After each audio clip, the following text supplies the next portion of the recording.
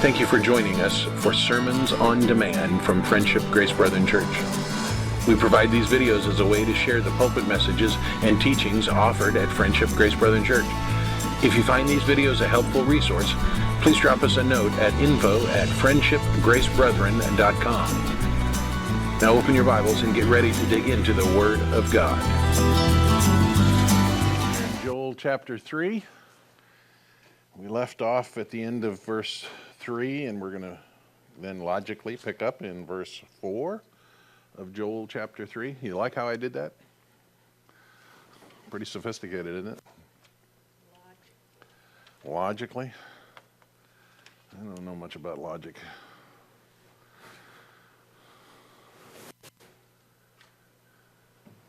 So Joel chapter 3, verse 4 through 6. What are you to me, O Tyre and Sidon, and all the regions of Philistia? Are you paying me back for something? If you're paying me back, I'll return your payment on your own head swiftly and speedily. I love that. You're paying me back? I'm going to pay you back on your own head. Yeah, there are a few biblical passages that you could say support karma. Although karma is not a theological construct that we subscribe to. Just for the record. For you have taken my silver and my gold and have carried my rich treasures into your temples. You have sold the people of Judah and Jerusalem to the Greeks in order to remove them afar from their own border. In this section, the Lord's speaking directly to the Phoenicians and the Philistines. Let me show you a map here that hopefully will help you understand a little bit better. The Phoenicians are typically speaking of Tyre and Sidon in what is today modern Lebanon. Cities that are about 30 miles apart or so from each other. They're almost always mentioned together. You hear Tyre and Sidon almost always. But the Phoenicians is that little bit of land mass there in what is today modern Lebanon. The Philistines are down here in what is today Gaza. They continued to occupy that. Israel never really possessed all of it. And you even have today the reality that Israel doesn't really possess all of it. That is where the Gaza Strip is. And so here the Lord is talking about these peoples.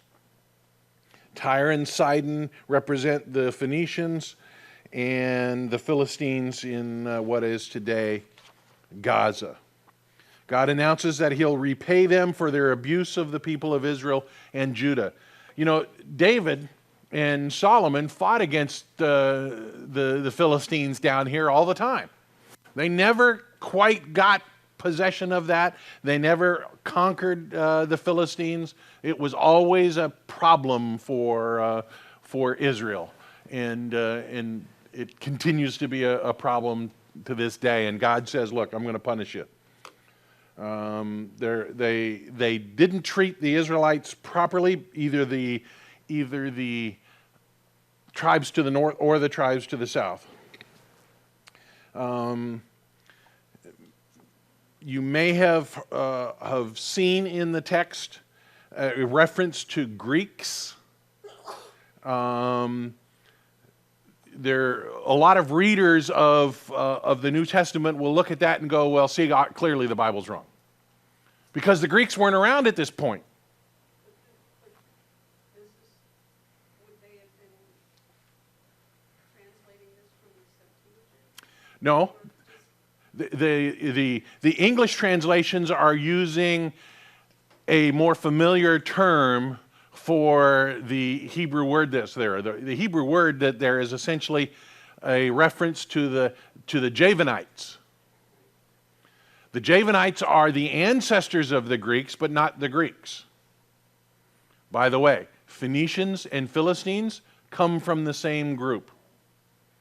The Philistines that occupied this area here on the south, they didn't start there.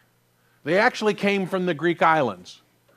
The Phoenicians, the same thing. They're all related, interrelated. Javanites, I've got some little more detailed information for you. Javan was the fourth of 7 sons of Japheth, the son of Noah. From him comes that group of people in what is today Western Turkey, Greece area. Why we have the Greeks being descendant of Javan, because they were in that region. And so here Joel talks about the Javanites. Is he talking about the people up there, or is he talking about the other Javanite descendants, which are the Philistines and the Phoenicians? It stands to reason that he's probably talking about the ones that are most closely associated and that are mentioned in the text. What are you to me, O Tyre and Sidon, and all the regions of Philistia? Javanites are those people, the descendants of Javan that became the Philistines and that became the Phoenicians that ended up occupying that territory. The Philistines come from the Greek islands, and they were run out of there. And so they went to the next closest place they could park their boat. The Philistines had pretty good boats. The Phoenicians had great boats. And so they get run out of the Greek islands, and they end up settling in what is today the Gaza Strip. So the concern by some people that Joel has to be either really late in writing because now there are Greeks on the scene. Remember, Greeks don't really appear on the scene until 400 BC. And Joel is probably writing 300 or so years before that. And even at 400 BC, they weren't called Greeks yet. So our English translations kind of confuse us a little. This is why we need to have a better understanding of history and of the words that are actually used. The Hebrew word there is actually transliterated Javanite, descendant of Javan, from that area that we think of Western Turkey and Greece.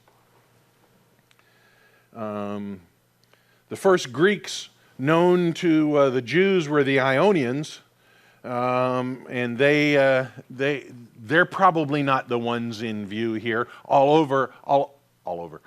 Although the Philistines and the Phoenicians may be descendants of the Ionians, they're Javanites as well. So we just have clearly what we're talking about here are descendants of the fourth of 7 sons of Japheth, and they are the ancestors to the Greeks. Verse 7. Behold, I will stir them up from a place to which you have sold them, and I will return your payment upon your own head. I will sell your sons and your daughters in the hands of the people of Judah, and they will sell them to the Sabeans,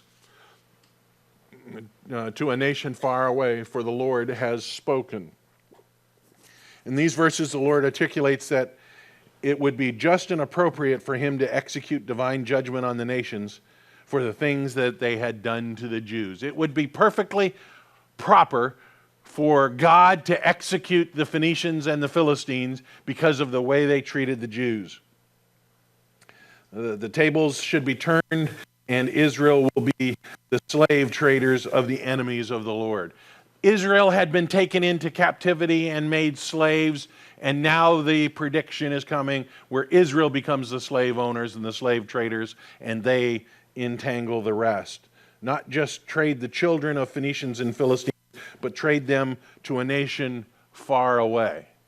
The indictment here is that Israel would become such a strong people that they would possess and sell entire nations. Think of the blessing of Israel that's now cowering from Assyria to become such a powerful nation that they'll be able to sell entire nations into slavery. Verse 9. Where is to be in? I don't know the answer to that question. and I looked in my notes, and I didn't even reference it there, so I'm not sure that we, at this point, I can even argue that it was a real people. Let's see if we have any other comments here. According to MacArthur, trading merchants who lived in Arabia. Yep, and they're also mentioned in Job 1:15, Isaiah 43:3, 45:14, and Psalms 72:2. In 1 Kings 10 and Jeremiah 6:20. So living in Arabia, which would today be Saudi Arabia. Interesting that I didn't even put that in my notes, huh? Shame on me.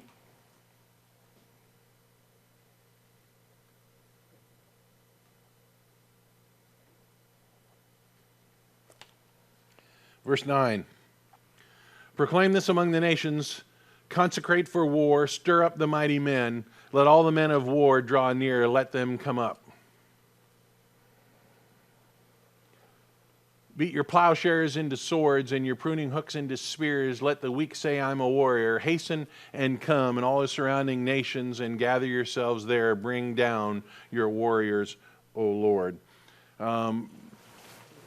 Beat your plowshares into swords and your pruning hooks into spears is a prophetic phrase that is seen in the Old Testament in several places.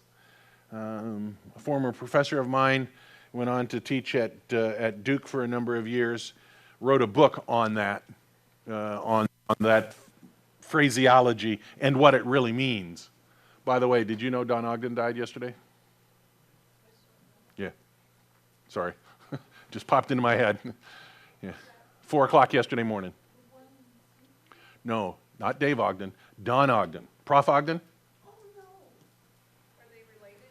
Yeah, Prof. Ogden was Dave's uncle. Any of us that went to Grace had Prof. Ogden for music appreciation. Good guy. He led many music groups. He stayed in our house when I was a kid many times when they brought music groups down here. Really good guy. The only reason I made it through music appreciation because he was the instructor. But he was 88 and in pretty poor health. Yeah. Anyway, where was I? Verse 9 through 11. Plowshares and pruning hooks. D. Brent Sandy, my former professor for Luke, went on to teach at Duke and at Liberty. He wrote an entire book about that phrase in Old Testament prophecy. With all due respect to Dr. Sandy, his conclusion is wrong, but he did an excellent job of pointing out all of these places and how they interrelate. This is not a phrase unique to Joel. I think Dr. Sandy is not quite a strong dispensationalist, and so some of the conclusions he reached in the book I think were wrong. But anyway. Far be it from me to say that I'm right and he's wrong. But he was wrong. But you just did. I just did. That's right. Yeah. Yeah. Wasn't far at all. Well, I prefaced it with all due respect. He's a much greater scholar than I, and I just think he got the conclusion wrong. So Joel here is writing. Notice in between 8 and 9, he switches again to poetry. So we're now in prophetic poetry again. And so now we loosen the constraints about how we interpret the text. Okay? We give a little bit more freedom to the interpretation of the words and how the words go together when we look at poetry. You know, roses are red. That's a line of poetry. Not all roses are red. I mean, clearly when you say roses are red, you're wrong. Because they could be all sorts of colors. We've got like 5 or 6 colors in our roses. Making a mess over there? Well, yeah, my new cup is Leaking. right. It's holy. Mine doesn't leak. Okay. Mine doesn't leak.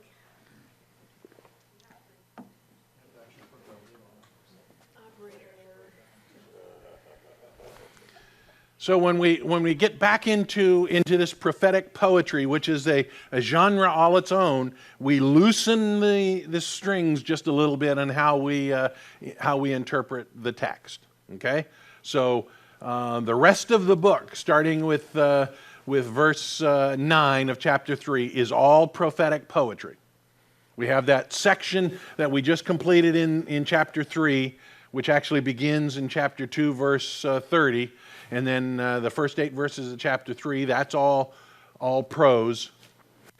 And then the majority of the rest of the book is poetry. So, proclaim this among the nations, consecrate for war, stir up the mighty men, let all the men of war draw near, let them come up. Beat your plowshares into swords and your pruning hooks into spears. Let the weak say, I am a warrior. Joel steps back into that poetic genre for the remainder of the chapter, and he begins to say, proclaim this among the nations. Who's doing the proclaiming? We don't know. Is he saying, Israel, Jews, you proclaim? Is he saying God is proclaiming? It's not clear. But the proclamation is going out. Who's doing the proclaiming? We don't know. The nations are to get prepared for war. They are to get prepared to come up to Jerusalem for the battle.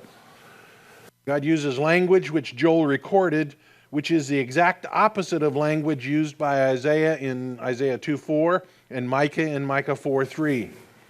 In these two passages, swords are beaten into plowshares, spears into pruning hooks. Here, just the opposite. The plowshares are beaten into swords and the pruning hooks into spears. It is a remarkable juxtaposition of this concept. In one place, God is advocating the taking of implements of war and making them implements of peace. And in other places, he's saying take these implements of peace and make them implements of war. And here he's preparing the world for what we know as the Battle of Armageddon. God was calling the nations to war, and they were to use all their resources for the war. Their entire economic output was to be used for that war. They were to conscript everyone, even those normally not fit for war, such as the weak. Now that causes us to enter into a kind of a question. Will the Battle of Armageddon be a physical war, or will it be a spiritual war? I don't think we can answer the question. I don't know that we can prove from the text, either Old Testament prophetic text or New Testament prophetic text, that the Battle of Armageddon will be a physical battle as opposed to it being a spiritual battle. Some very good scholars argue it will be a physical battle led by Jesus and his angelic forces with the Jewish forces that have now come to follow Jesus in a physical battle. But you can make the same argument from those same prophetic sources that this battle is all spiritual and it's not very long lasting. Jesus comes on a white horse and finishes it all. How do you explain the valleys of all the blood? You explain that as again, prophetic poetry and the symbolism of their total destruction and the total victory of Jesus and his forces. Again, it's poetic license there to manage it, to interpret it just a little bit looser. I don't know. Both views have good credibility, and I don't know. And there's no time frame on it.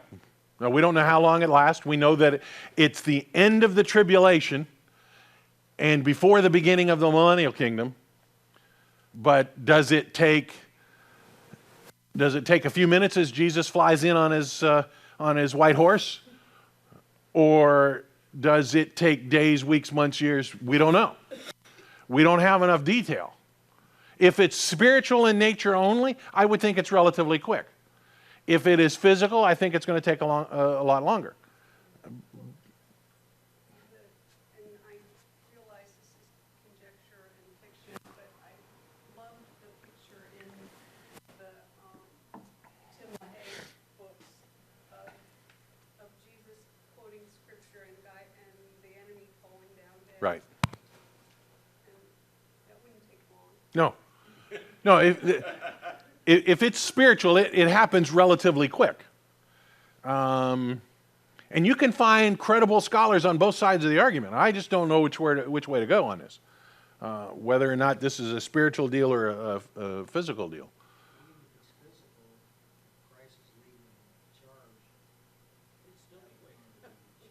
It could be, yes.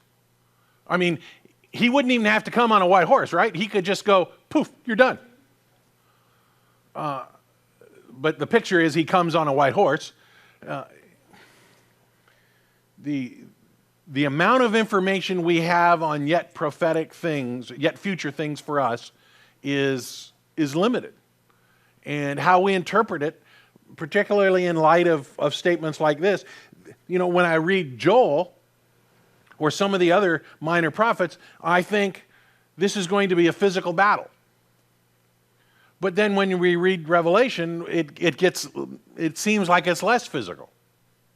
So I just don't know how to put it all together. Why would it need to be physical? It doesn't need to be. Right. But when you look at Joel, he's talking about taking your physical implements and making them implements of war. And the other minor prophets do the same thing that speak of the Battle of Armageddon. And so, just like we don't know really where it's going to occur. A lot of people theorize that it's going to occur in the Valley of Megiddo, Harmageddon, while others, particularly based on Revelation passages, believe the battle occurs in Jerusalem and that the Valley of Megiddo is the staging area for all the world's forces. We don't know, is the bottom line. Won't matter for us. We won't be here. We know who wins. Right. I read the back of the book and we win. Yeah. But it will be an interesting turn of events as the Lord begins to call people to war. Now, when does that occur? When does that happen? When what Joel is talking about here, proclaim this among the nations. When does that proclamation go out?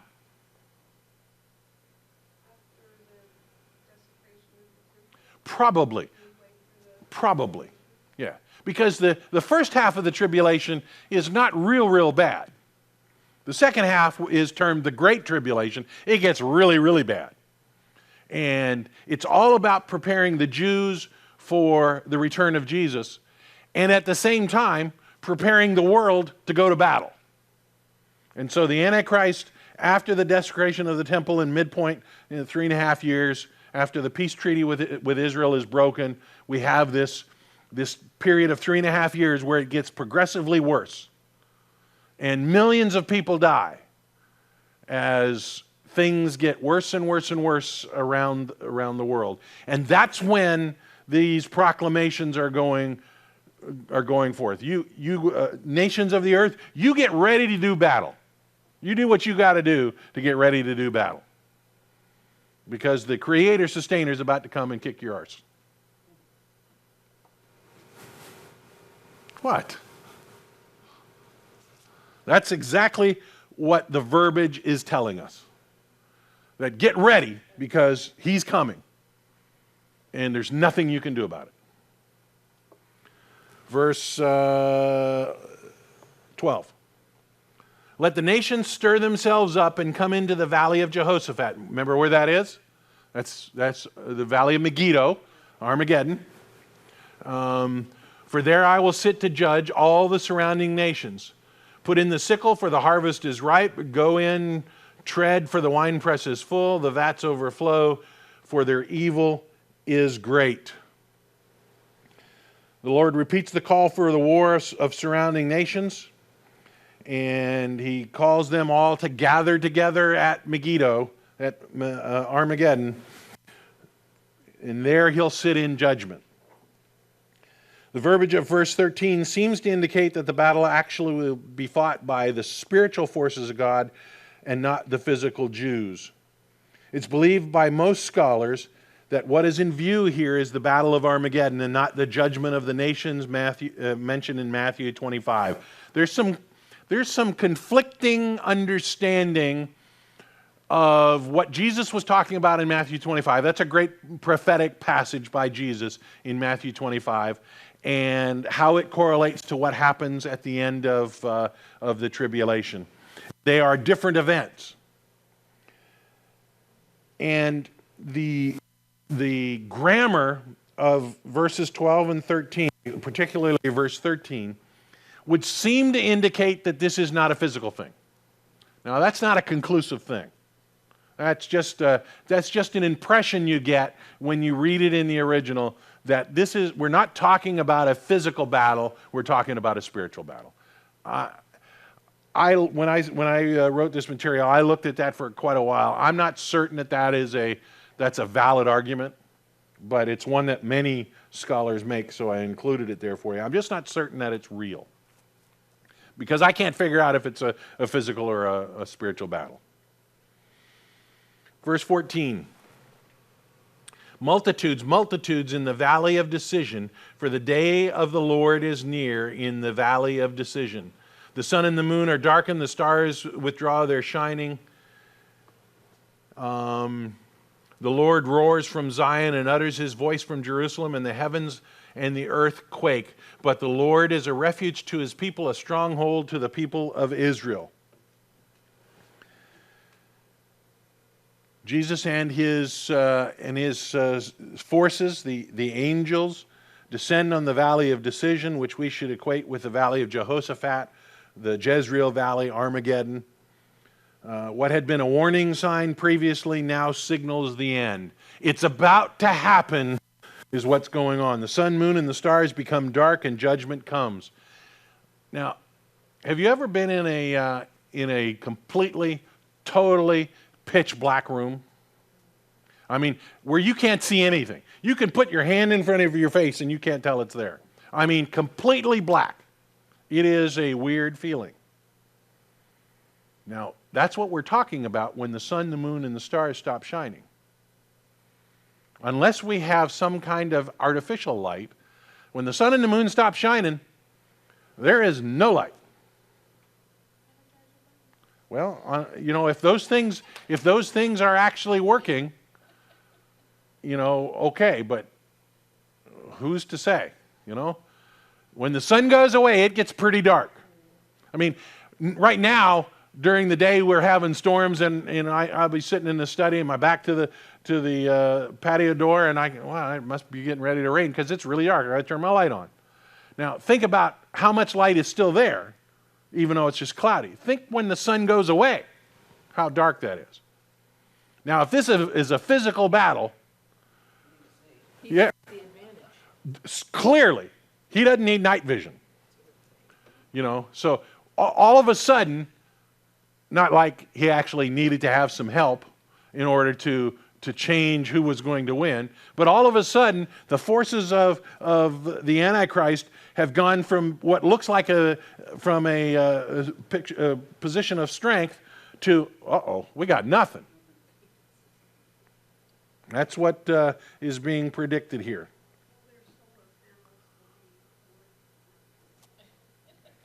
As pretty much they are today. Pastor, at the beginning of verse 14, it says multitude. Mm-hmm. The LEB says commotion. What are some other versions say? Because that has totally different. Let's see.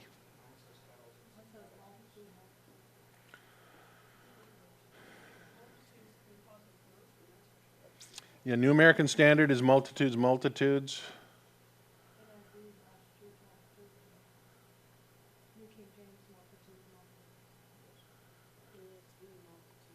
Crowds, great crowds in the net. And LEB says commotion. That's interesting.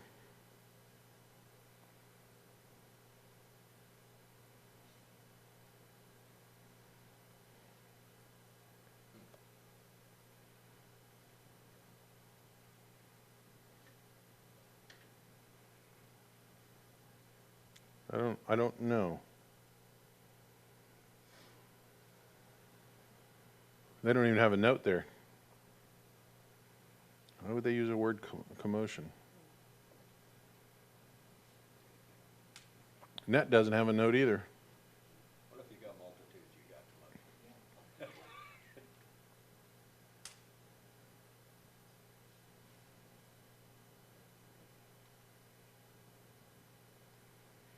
money? Yeah, Net doesn't have a note that deals with that. And does MacArthur have a note? Suggesting under the King James, suggesting innumerable people. Yeah. Why LEB would choose commotion, that's kind of, I'd have to go back and look to see what the original text is, and it's pretty hard to do on my tablet.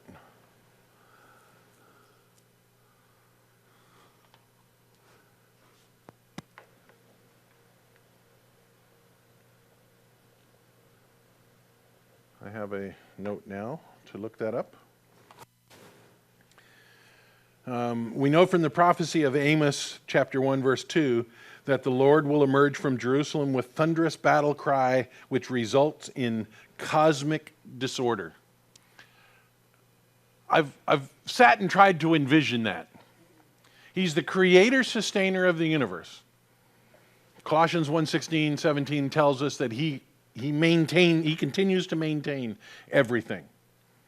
So as Jesus emerges from Jerusalem on his white horse, I've got this picture in my mind where as the creator, more particularly the sustainer of the universe, he bellows out with such force that the entire foundation of the earth quakes. That is the picture that I get in my mind of what is being said there. That he disrupts the standard or normal course of the rotation of the earth and the atmospheric conditions and all the things going on with the sheer force of his being, and lets the rest of the world know, look, I'm here. You don't have a chance. It's over. Give it up. That's the kind of the picture that I see there. The Lord roared from Zion. The heavens and the earth will shake, and the Lord will demonstrate to the world once for all that He alone is the refuge of His chosen people. They will be avenged. You know, I wonder, do the people that reject Israel today recognize what they're doing? You know, do they see the predictions made in the Old Testament about what will come to those nations that don't treat Israel properly, that do not treat Israel properly? He is the stronghold for the citizens of Israel, not anyone else. And he will judge. They will be avenged. Verse 17. So you shall know that I am the Lord your God who dwells in Zion, my holy mountain, and Jerusalem shall be holy, and strangers shall never again pass through it. The phrase pass through it is a military term talking about conquering. Jerusalem will never again be conquered by another people. It will always be secured. The Lord will have demonstrated to the world His awesome power, and the people of Israel will know, which understand know to mean see, understand, and acknowledge. Will not just know it intellectually, will have seen it and will have recognized it and will have said, yeah, that's what happened. That's the understanding of the word know, that their Messiah has saved them. Not only is He their God, but Zion or Jerusalem will be declared His holy place, and no one will ever conquer it again. You know, the Jews have been waiting for that since Nebuchadnezzar leveled it in 586. They have been waiting for it. And in 1967, during the Six-Day War, when Israel gained possession of all of Jerusalem, they thought this prophecy had finally come true until the prime minister gave half of it back. And, Verse 18. And in that day the mountains shall drip sweet wine, and the hills shall flow with milk, and all the stream beds of Judah shall flow with water, and the fountain shall come forth from the house of the Lord, and water the valley of Shittim. Now, this is why we call this prophetic poetry. Does the land truly flow with milk? Of course not. It's a picture of the prosperity of the people. With the millennial kingdom in view, the restoration of Israel will be complete. The land will be a virtual paradise which will provide the Jews with every blessing imaginable. All the things that had been promised and held back in the Old Testament will be given to the Jews. Their land will flow with milk and honey. They will have all the economic prosperity you could imagine. The wadis will no longer run dry. Wadis are dry riverbeds. You go through Israel, most of the year, a lot of the riverbeds are dry, and they call them wadis. They will flow with water constantly. From Ezekiel, we know that from the temple in Jerusalem in the millennial kingdom will flow living water, rushing water. And that's alluded to here as well. A fountain will come forth from the house of the Lord and water the valley of Shittim. Verse 19. Egypt shall become desolation, and Edom desolate wilderness for the violence done to the people of Judah, because they have shed innocent blood in their land. Verse 20, but Judah shall be inhabited forever, and Jerusalem to all generations. Egypt and Edom are representatives of the Gentile governments that opposed Israel. In 2015, you could argue Egypt and Edom and the United States. You could argue that Egypt, Edom, and fill in the blank are in view there.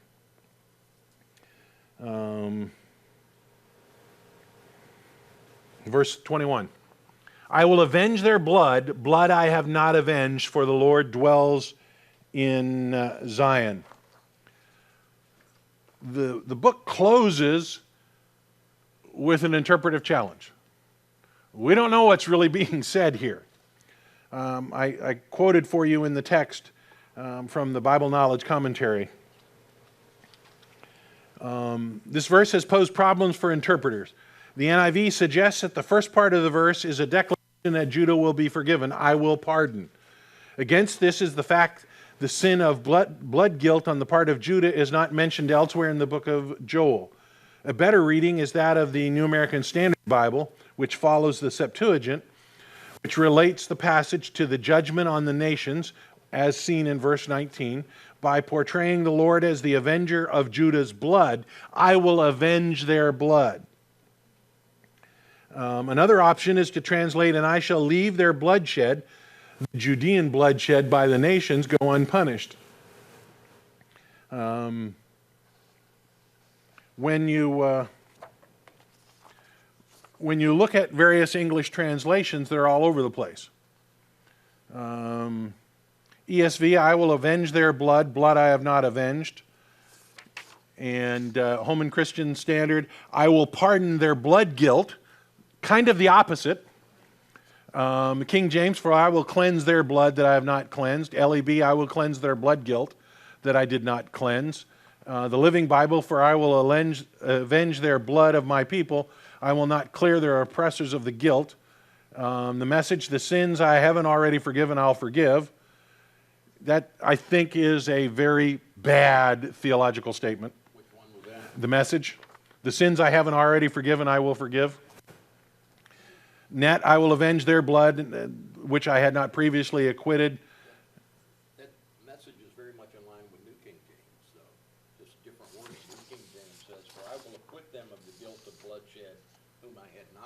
Yeah, which is pretty much the same thing. Yeah. Those that I haven't done already, I will. right. But the way the message puts it, the sins I haven't already forgiven, I will forgive. The message seems to broaden it too broad. We're talking about if we're focusing just on this verse, we're talking about either the sins of Judah or the sins of people against Judah, not all sins. And so the message opens it up too broad. And this is a guilt of bloodshed, Right, not all sins. right. But the message doesn't. Right, okay.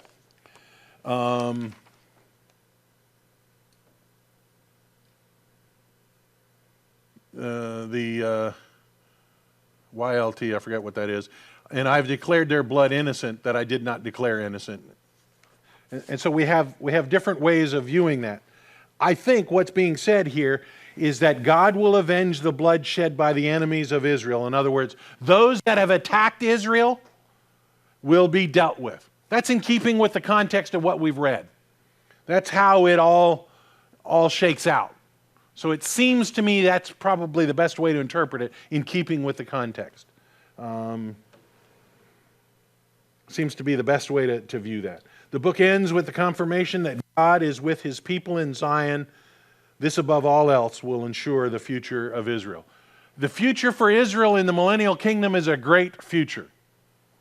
God will have completed the process of refining them that began with Abraham and went through the entire Old Testament until the point where God said, okay, I'm going to set you on the side for the church age. And then he's at the tribulation, he's again finishing that refining process. And the millennial kingdom is he fellowships with them, and they have all the blessings that they have waited for. All the blessings that God had promised them in the Old Testament come true for Israel in the millennial kingdom.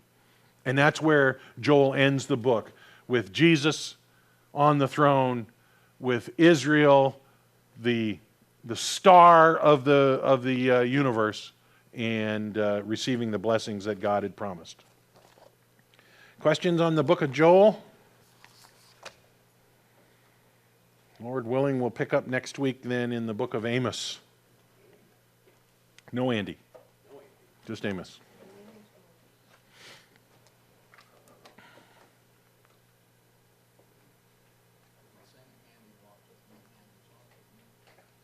That's right. Bump. Father, thank you for giving us a glimpse into the future as told by Joel in his book. Thank you for speaking through him to the pages of our text, and that we're able to spend some time looking at that. What a blessing it will be for the people of Israel to finally come into possession of their land as you intended it. What a time that millennial kingdom will be. We look forward to that. Thank you for the blessings that you give us now that are intended to make the Jews jealous. And we trust that we would accomplish what you have for us, that we would preach the word, we would gather people together to hear your word, and that we would be busy about being involved in the lives of others. We love you, and we look forward to a great time in the service to follow. In Jesus' name. Thank you for watching or listening to this teaching on demand from Friendship Grace Brethren Church. Please consider sending us an email at info@friendshipgracebrethren.com to let us know how this teaching may have helped you. Please also consider joining us in person at Friendship Grace Brethren Church, located at 10251 Metro Parkway, Suite 116, Fort Myers, Florida, just south of the intersection of Metro and Colonial Boulevard. Sunday school begins at 9 and worship service at 10 a.m. We look forward to seeing you in person at Friendship Grace Brethren Church.